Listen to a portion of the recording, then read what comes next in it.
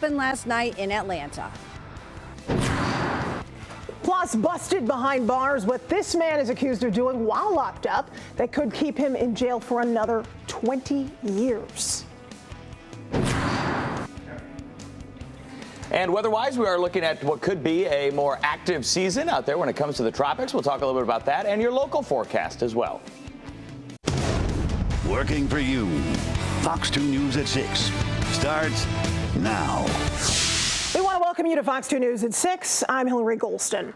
Well, we are starting with, thankfully, some good news today. After a very scary moment in last night's Lions preseason game, Morice Norris is apparently going to be okay. That's according to him. Now, in the fourth quarter in Atlanta, the Lions cornerback suffered a hit to the head. It happened while he was trying to make a tackle. The game stopped and was ultimately suspended. Players and coaches kneeling.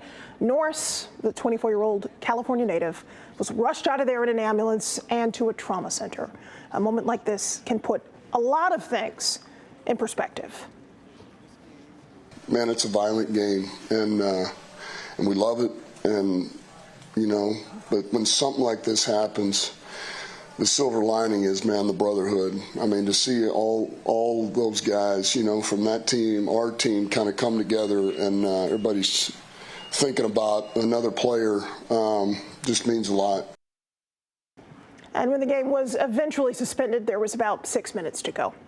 All right, so today we are hearing more from Norris, who gave us an update on his condition. Fox 2's Camille Amiri is live talking with, of course, someone who treated him and understands the complexity of an injury like this, Camille.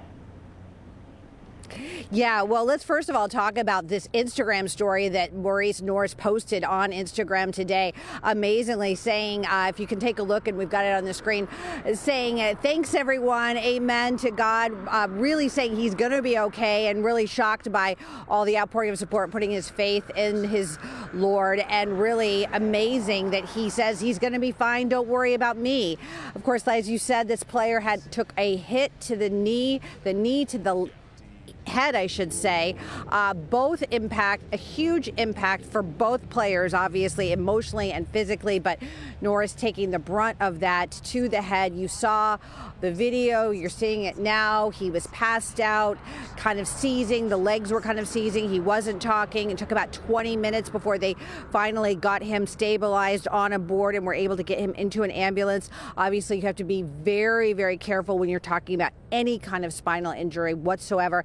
And to talk more about this spinal injury, we talked to Dr. Sol Colgan, who is the Neck and Disc Institute owner here in Farmington. He also treated the Detroit Lions as the team chiropractor for 14 seasons.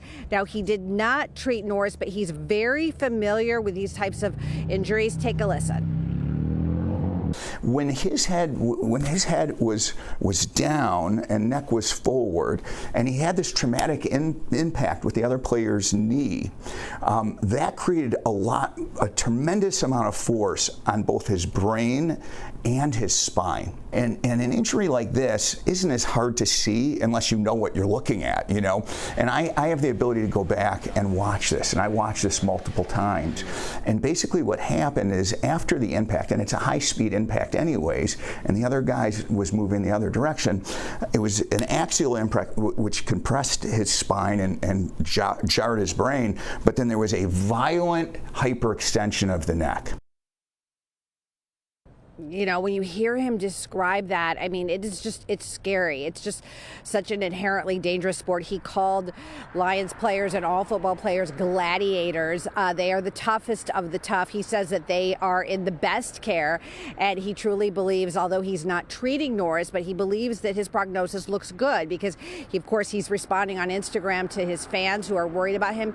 He's talking, he's moving, he was breathing, he's moving his arms and legs. So as far as treatment goes, when he'll be back out on the field, if he'll be back on the field, that remains to be seen, but it looks like he's going to be okay, and that is the good news, because if you saw that play last night, man, that was really, really scary stuff, and what we know about head injuries in football, this could have ended a lot differently. Reporting live in Farmington, Camille Amiri, Fox 2 News. Yeah, you're so right about that, Camille, and even the NFL and their response has evolved over time when we see players get these kinds of hits to the head, and the NFL and the two teams are being lauded for deciding to suspend and putting this player first.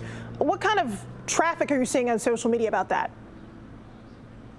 Yeah, I mean, that's the thing, right? I mean, both teams, both players, I mean, both coaches, everybody unanimously, and then NFL saying, you know what, this is over. This game is over. We're calling it. We're not going to play after this. You saw both teams gathering together, putting their heads down, praying, taking a knee. Everyone, at the end of the day, Hilary, we've had this conversation so many times. At the end of the day, we're all humans, and what matters is him and what happened to him. And at the end of the day, it's just a game. And I think that you saw the empathy and you saw the compassion. And I think that people are seeing that on social media and saying at the end of the day, you know what, we need to worry about this player, and thank God he's going to be okay.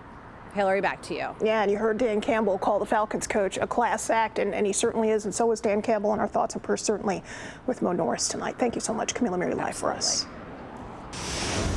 Okay, so let's talk about the heat. You know, it's August, it's hot. What else did you expect? Let's check in with Weather Authority Derek Kever, who's giving us a look at the forecast. It's getting hotter, Derek. Yeah, we're going to be warming up even more. We had a bit of a break from this extreme summer heat, but we are right back into it, although criteria is slightly under what would be a heat advisory level. Now, that said, don't be mistaken, it is still going to be darn hot as we head towards the end of the weekend. Take a live look outside right now, the Detroit River. It is a gorgeous view. We love this camera. It's just really pretty seeing that sun sparkle off the water like that. 86 degrees. But you know what I also notice is this flag blowing pretty quickly. We are seeing some pretty decent wind gusts out there, some gusts of around 20 to 25 miles per hour out of the south pretty consistently. And all of us are dealing with that south wind, which is bringing that heat back, also bringing that humidity back. So we are feeling more of that humidity once again. And we notice it a little bit more as these temperatures start climbing to the upper 80s and low 90s. Fairly quiet, though, across the state of Michigan when it comes to rainfall threats, although you'll notice just how close we are to some heavier rain. We're going to talk in just a second, later on in the show, that is, about why that rain is staying back out over there. Notice how different that weather is in areas like Green Bay, 69 degrees. We are at 87. The humidity lingers, still quite warm. Let's get a look at that forecast tomorrow for anybody going down to the Ribs R&B Music Festival down there. Temperatures are going to be pretty hot, 92 degrees, a peak in the afternoon. Much more on that forecast coming up in a bit. Hilary, back over to you. All right, thank you so much. And new tonight, a Warren man accused of human trafficking, doing all this coordination apparently from behind bars, and now he's being held on $250,000 bond. We're talking about 33-year-old Ryan Wofford. Now, according to investigators, he directed his victims while he was already locked up. He's now facing several felonies that could put him away for 20 more years. He had been in jail on unrelated charges. Oakland County Sheriff Michael Bouchard says his investigators were able to uncover what was going on and rescue trafficking victims. Wofford has a lengthy criminal history. An update for you. A case dismissed against two people accused of using a slingshot to damage Detroit's Guardian building. Prosecutors dropped charges against 49-year-old Ramsey Eunice and 57-year-old Angela Williams. Last month, they were accused of firing BBs at the building on Griswold Street, breaking windows here. Now, the exact reason why the prosecutor decided to do this, well, right now that's not quite clear.